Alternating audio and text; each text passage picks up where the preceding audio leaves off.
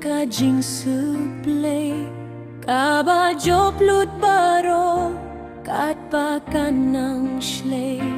Janay penban ng shlay Nang dapman kasni Janay penban jeliw Shilinter linti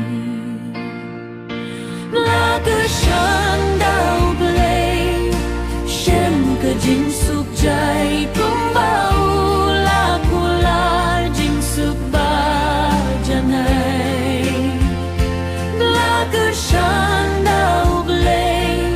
Shem ka jing sukjay Kumbawula kular jing sukba janay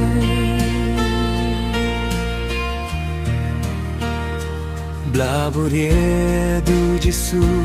halaling hokti Nong shun kim labu shulan yo bangi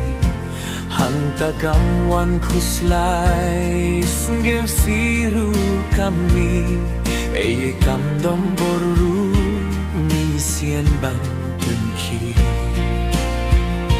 Lager shanda ublay Shem ka jing sukjay Kumbawula kular jing sukba janay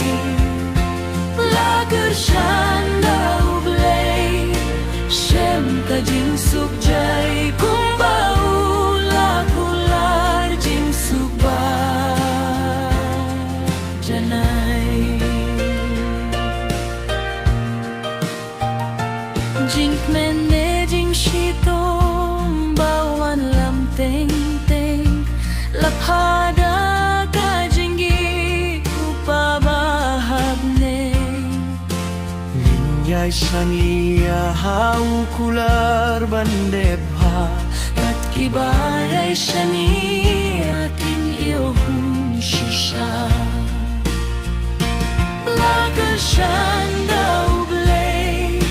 Shem ka jing sukjay Kumbawula kular jing sukba janay Lager shanda ublay Shem ka jing sukjay